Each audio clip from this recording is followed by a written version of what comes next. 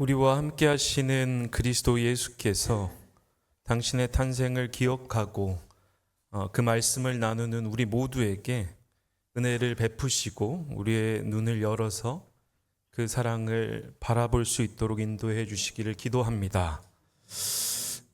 사람은 망각의 동물이죠. 그래서 설교를 안 했는데 했다고 생각을 하고 아까 성가대 찬양 말미에 앵콜을 외칠 뻔했습니다. 귀한 찬양에 감사드립니다.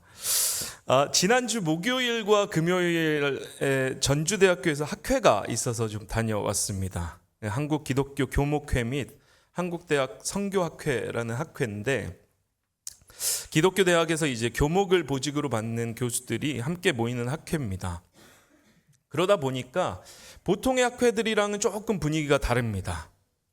보통 학회들은 이제 강연도 듣고 토론도 하면서 쟤는 어디가 허점이 있나, 제 주장의 맹점은 어디인가를 유익 있게 살펴보면서 찌르거든요. 그래야 이제 학문적 진보가 일어난다고 신학도 믿고 있기 때문에 그런 방식으로 학회들은 보통 진행이 됩니다. 근데 이 소위 교목회라는 곳은 뭐 그런 순서들이 있기는 있어요. 그런데 서로를 날카롭게 바라보고 노려보기보다는 이제 짠한 모습으로, 짠한 마음으로 서로를 바라봅니다. 한 학기 동안 고생 많았구나. 기독교인 아닌 학생들에게 채플도 운영하고 기독교 교양 과목도 이제 운영을 하면서 이런저런 고충이 많았구나. 짠한 전우회 같은 것들이 있는 거죠. 얼마 전에도 그런 얘기를 들었는데, 교수들은 보통 자기 이야기 하기가 바쁩니다. 남의 이야기를 잘 안 듣거든요. 근데 그 학회를 가면 서로 이야기를 들어줍니다. 학교 와서 이제 들었던 성경 외의 진리, 그러니까 성경 바깥에도 간혹가다 우리가 진리를 맞닥뜨리는데, 그 진리 중에 하나가 이겁니다. 교수는 딱 두 부류다. 이상한 놈, 더 이상한 놈. 제가 여기서는 괜찮은 놈처럼 보이지만, 근데 이제 그 교목회를 가면 교수로서의 정체성보다는 목사로서의 정체성이 더 부각이 되는 거예요. 서로의 이야기를 들어주고 서로를 위로하는 그런 학회입니다. 그 학회에 참여하면서 고린도전서 8장 6절의 말씀이 기억이 났어요. 지식은 사람을 교만하게 하지만 사랑은 덕을 세웁니다. 사람을 살리는 힘은 지식이나 논쟁이나 논리가 아니라 서로를 받아들여주는 사랑에 있습니다. 보통 학회 참석하면 이튿날은 주변의 기독교 역사와 관련된 장소들을 탐방을 하는데, 이번에는 전라북도 김제시에 있는 금산교회라는 곳을 다녀왔습니다. 1905년에 미국 남장로교 테이트 선교사님이 개척한 교회입니다. 제가 사진을 하나 준비를 했는데 저렇게 생긴 곳입니다. 전라북도 김제에 있는 금산교회라는 겁니다. 지금 보고 계시는 저 사진은 1908년에 이제 이전을 하면서 세웠던 교회예요. 그리고 뭐 안에는 조금씩 보수 작업들이 이루어졌지만 그 골자와 골격과 그 뼈대는 그대로입니다. 그 앞선 사진을 다시 한번 보여드리면, 저기가 잘 보면 출입구가 두 개가 있습니다. 지금 보고 계시는 정면에 있는 저 출입구와 오른쪽에 이렇게 기역자 형태로 뻗어나간 저기에 가보면 출입구가 하나가 더 있습니다.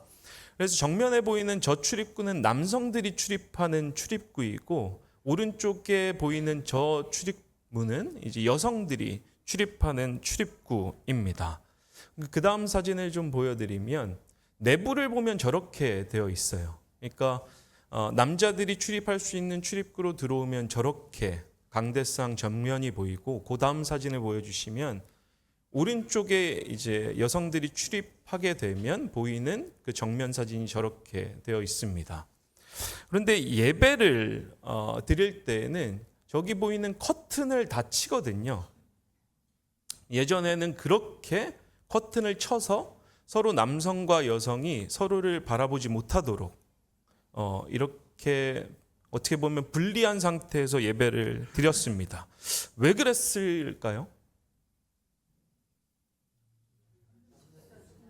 남녀 칠세 부동서, 유교적인 영향, 뭐 다른 이론도 있으세요? 우리가 보통 그렇게 생각을 하죠.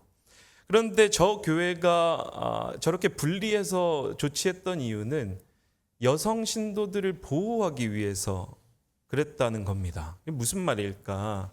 잘 생각을 해보시면 초기 기독교, 그러니까 개신교 선교가 일어나기 시작을 할 때 서양 선교사들과 교회를 향한 여러 가지 오해와 소문들이 돌았습니다. 저 서양 선교사는 서양 귀신이다. 애들을 그렇게 잡아간다. 잡아먹는다. 왜 그랬죠? 학당을 세우고 고아들을 먹이고 입히면서 아이들을 데리고 가서 이제 사역하다 보니까 그런 오해가 있었던 거예요. 두 번째는 저기는 연애당이다. 남자와 여자들이 만나서 그렇쿵 저렇쿵 한다더라. 왜? 말씀하신 대로 남녀 칠세 부동석이었고 유교적인 사회, 물론 이제 구한 말에는 조금 개화되기 시작을 했지만 여전히 문화적인 영향이 있는 상태에서 남자와 여자가 함께 모이던 그 모임들이 많지 않았던 겁니다. 그런데 교회 예배의 특성상 남자와 여자의 예배 자체를 분리할 수는 없으니까 함께 모였는데 여성들이 저런 방식을 분리 조치한 상태에서 예배를 드리지 않으면 어떤 소문들이 나겠어요? 함께 모이기 시작하면 남성들은 안타깝게도 피해를 그렇게 많이 보지 않습니다. 근데 여성들은 약간 물러날 수 있다. 그런 여자다. 이런 오해들과 꼬리표들이 붙었던 거예요. 그러한 오해들을 불식시키고 여성들을 보호하기 위해서 저렇게 분리해서 예배를 드렸다라는 겁니다. 그러니까 어떤 사태나 조치나 행위의 목적이 분명하면 그 사태나 조치, 행위의 의미가 뚜렷해집니다. 그러니까 언뜻 봐서는 성차별적이고 억압적인 것처럼 보이는 남녀 분리 예배와 같은 것도 그 목적을 조금 생각을 해보면 왜 그렇게 했는가를 생각을 해보면 수긍할 수 있는 의미 있는 것으로 다가오게 된다라는 거예요. 다시 말해서 우리가 하는 행동, 행위의 목적이 불분명하면 그 행동이나 그 행위의 의미도 불분명해집니다.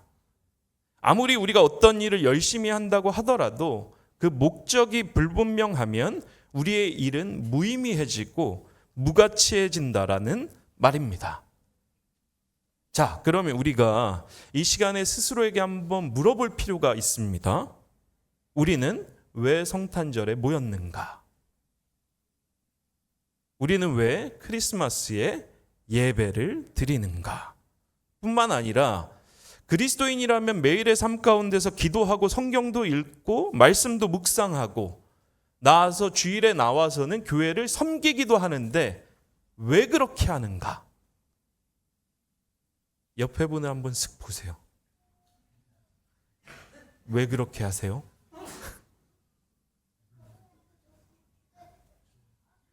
우리가 주기적으로 하고 있는 행위들, 우리가 정기적으로 하고 있는 행위들, 열심히 하는 행위들의 목적이 도대체 뭔가?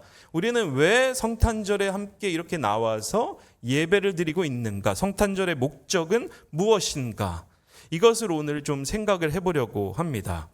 오늘 우리가 읽은 요한복음의 본문도 행위의 목적에 대해서 이야기합니다. 16절을 잘 보시면 하나님께서 외아들을 주셨다 라고 이야기를 합니다. 그리고 하나님의 그러한 행위와 동기가 각각 이와 같다고 이야기합니다. 하나님께서 세상을 사랑하셨다. 하나님께서 그를 믿는 사람으로 하여금 영생을 얻게 하려고 그렇게 하셨다. 그러니까 하나님이 외아들을 주신 거예요. 행위인 거죠. 그 행위의 목적이 무언가, 동기가 무언가. 하나님께서 세상을 사랑하셨다. 하나님께서 그를 믿는 사람으로 하여금 영생을 얻게 하려고 하셨다. 우리는 이 구절들을 조금 더 세밀하게 살펴볼 필요가 있습니다. 먼저 하나님의 행위에 관한 것에 대해서 좀 보면 16절 전반부를 보면 이렇게 기록되어 있습니다. 하나님께서 세상을 이처럼 사랑하셔서 외아들을 주셨으니. 이 구절만 잘 보면 한국어 번역에서는 그 의미가 잘 드러나지가 않아요. 여기서 우리는 이처럼 이라는 보잘것없는 그 문구를 조금 살펴볼 필요가 있는데, 이 이처럼으로 번역되고 있는 헬라어 단어는 후토스입니다. 직역하면 이와 같은 방식으로, 하나님께서 세상을 이와 같은 방식으로 사랑하셔서 외아들을 우리에게 주셨습니다 라는 의미인 것입니다. 그럼 이러한 방식이 도대체 뭘까? 3장 14절을 한번 보시면 이렇게 기록되어 있습니다. 모세가 광야에서 뱀을 든 것과 같이 인자도 들려야 한다.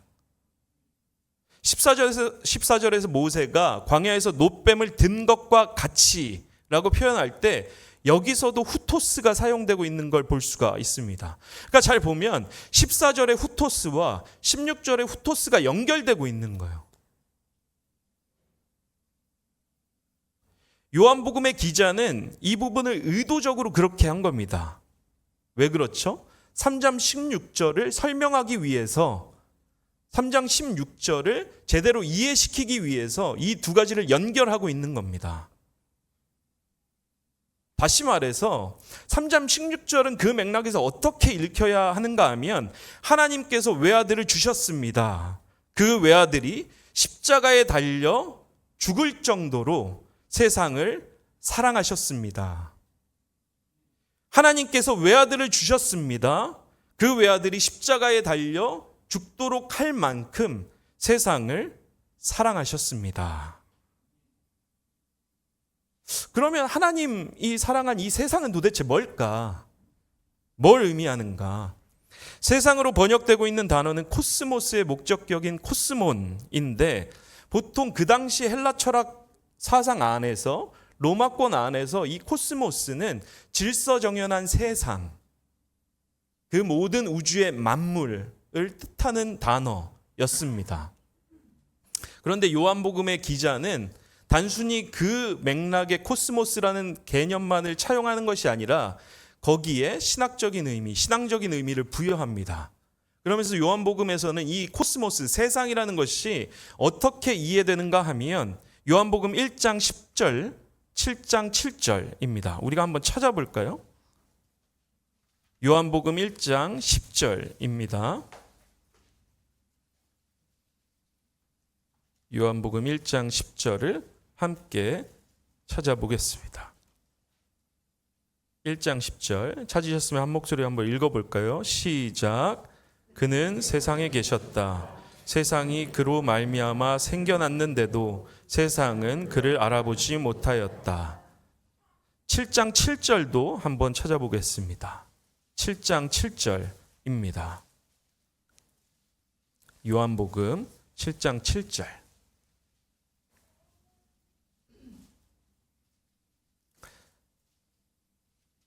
찾으셨으면 한 목소리로 또 읽어보겠습니다. 시작. 세상이 너희를 미워할 수 없다. 그러나 세상은 나를 미워한다. 그것은 내가 세상을 보고서 그 하는 일들이 악하다고 증언하기 때문이다. 아멘. 요한복음에서 이야기하는 코스모스는 하나님을 알아보지 못하고 하나님을 대적하는 원수 같은 것입니다. 하나님께서 외아들을 주시되 그 외아들로 하여금 십자가에 달려 죽기까지 내어주셨던, 그렇게 사랑하셨던 세상은 하나님을 알지도 못하고 하나님을 마음으로 원수라고 생각했던, 미워했던 존재가 바로 코스모스인 것입니다. 그런데 그런 세상을 위해서 요한복음 3장 16절은 하나님께서 그런 세상을 사랑하셨고 외아들을 우리에게 주셔서 그 외아들을 십자가에 달리시게 할 만큼 사랑하셨다고 선언합니다. 이것만 보면 상당히 무자비한 아버지예요. 그러니까 아무리 사랑한다고 하더라도 자신에게 있는 외아들을 그 대상을 위해서 십자가에 달려 죽게끔 한 아버지. 아무리 세상을 사랑한다고 해도 그렇지 어떻게 외아들을 죽일 수가 있는가? 만약에 아들이신 그리스도 예수께서 자발적으로 십자가에 달리지 않으셨다면 아버지는 무자비한 아버지이셨을 것입니다. 만약에 우리가 믿고 있는 이 땅에 오신 예수 그리스도께서 자발적으로 십자가를 향해서 가시고 달려 죽지 않으셨다면, 아버지의 강압적인 요구에 의해서 달리셨다면 무자비한 아들, 아버지일 것입니다. 그런데 예수님께서 요한복음 10장 18절에서 이렇게 이야기하십니다.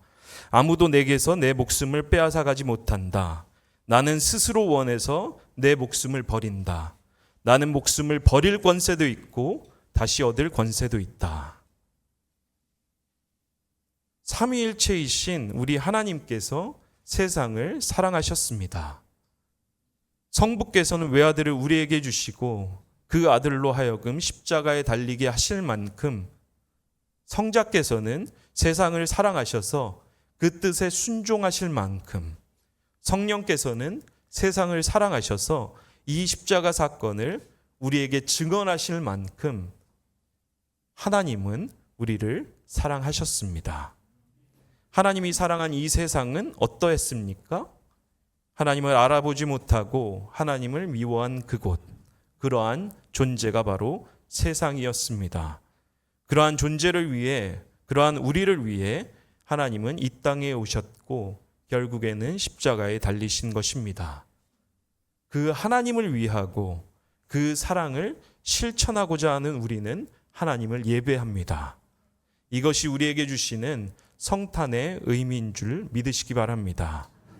이것이 우리가 성탄절에 모여서 함께 하나님을 기억하고 하나님을 예배하는 우리 삶의 목적이요, 우리 그리스도인들의 삶의 소명인 줄 믿습니다. 그러한 사랑을 실천하는 저와 여러분이 되시기를 주님의 이름으로 축원합니다.